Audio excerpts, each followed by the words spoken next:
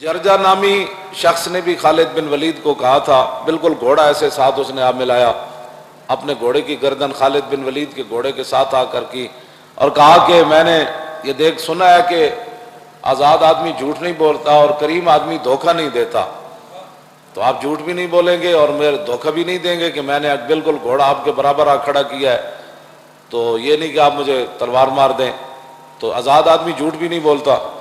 تو میں آپ سے ایک سوال کرنا چاہتا ہوں، کہا کہ اللہ نے آپ کے نبی پر تلوار نازل کی آسمان سے، اور وہ تلوار اللہ کے نبی نے آپ کو دی، اور پھر آپ لاکھوں کے لشکر میں داخل ہو جاتے ہیں تو 7 لاکھوں کا لشکر جو ہے وہ ایک تلوار سے آپ بھگا دیتے ہیں۔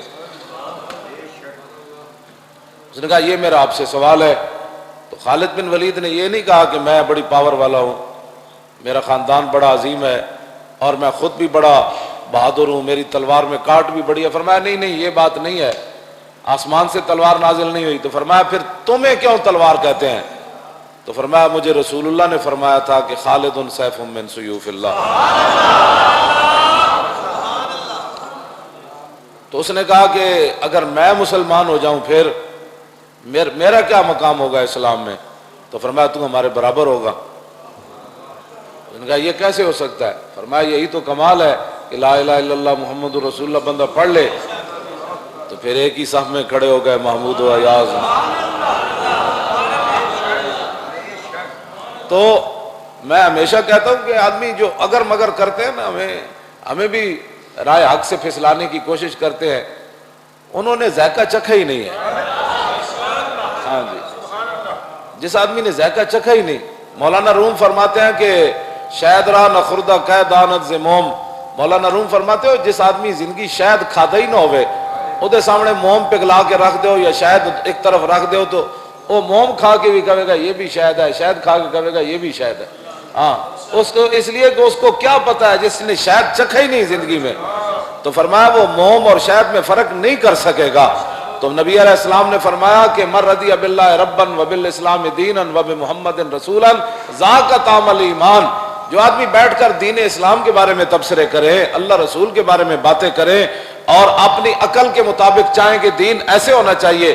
میرے آقا نے فرمایا من رضی باللہ ربا، جو اللہ کے رب ہونے پر راضی رہا، اور من رضی باللہ ربا وبالاسلام دینا، اور اسلام کے دین ہونے پر راضی رہا، وبمحمد رسولا، اور فرمایا میرے رسول ہونے پر راضی ہو گیا، بس اسلام اسلام ہے، رب رب ہے، رب نے اپنا حبیب بھیجا ہے۔ بس جو یہ تینوں باتیں اپنا دل سے کہہ دے کہ رب رب ہے، اس نے دین بھی دیا اپنے حبیب کو اور رسول اللہ کو اپنا حبیب اور رسول بنا کر بھیجا، میرے آقا نے فرمایا ذاک طعم الایمان، فرمایا ہر شے کا ایک ذائقہ ہوتا ہے، اس بندے نے ایمان کا ذائقہ چکھا۔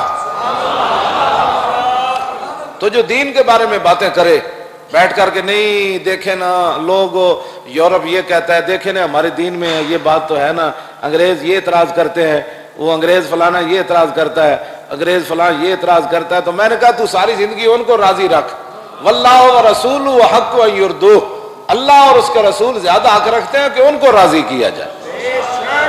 جب تو محلے داروں کو راضی کرتا ہے، کبھی تو اسلام کی نہیں جی وہ دیکھو نا وہ بڑی سخت، دیکھے نا اسلام اتنا سخت تو نہیں ہے نا، تو میں نے کہا پھر تو نرم بنا دے۔ اقبال کہتا ہے فولاد کہاں رہتا ہے شمشیر کے قابل، پیدا ہو اگر اس کی طبیعت میں حریری۔ اقبال کہتا ہے جو لوہے وچ بھی جناب ریشم پن آ جائے، نرم پن آ جائے، تو پھر اقبال کہتا ہے تلواراں کدے نال بنانیاں نے، تو لوہے وچ تے سختی رہنی نا، تو پھر جناب غوری میزائل بھی بننا ہے۔ جی کہو نہیں جی وہ غوری میزائل بالکل نرم ملائم ہونا چاہیے، وہ کسی کو لگنا نہیں چاہیے، تو پھر بنایا کیوں؟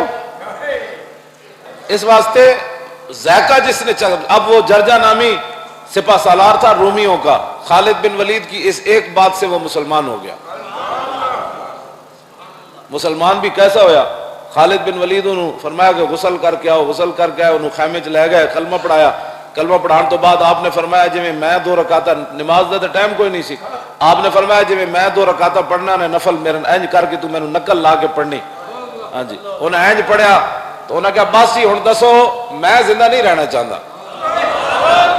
آپ نے فرمایا نہیں ہو شیرا تو ساڈے نال کھڑا ہو، خالد بن ولید دا دستے بازو بن ساڈی فوج دا۔ انہیں کہا نہیں اے تسی نشہ ہی ہو جو چڑھا دیتا ہے۔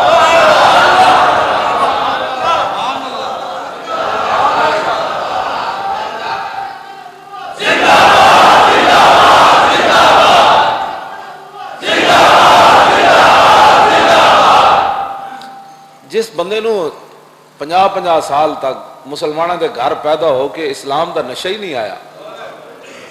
نشہ تو آئے تو کلمہ پڑھنے کے بعد بھی آ جاتا ہے. اور صحابہ کہتے ہیں کہ وہ جاتے ہوئے اس نے کوئی نماز فرض نہیں پڑھی. ہاں اس نے کوئی فرض نماز نہیں پڑھی, جاتے ہوئے وہ ٹکرا گیا اور شہید ہو گیا.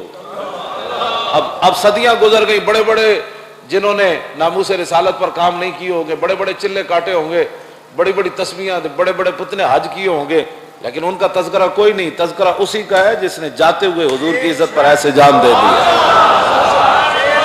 ہاں جی, تو جس آدمی نے ذائقہ نہیں چکھا وہ ہمارے بارے میں بات نہ کیا چاہے.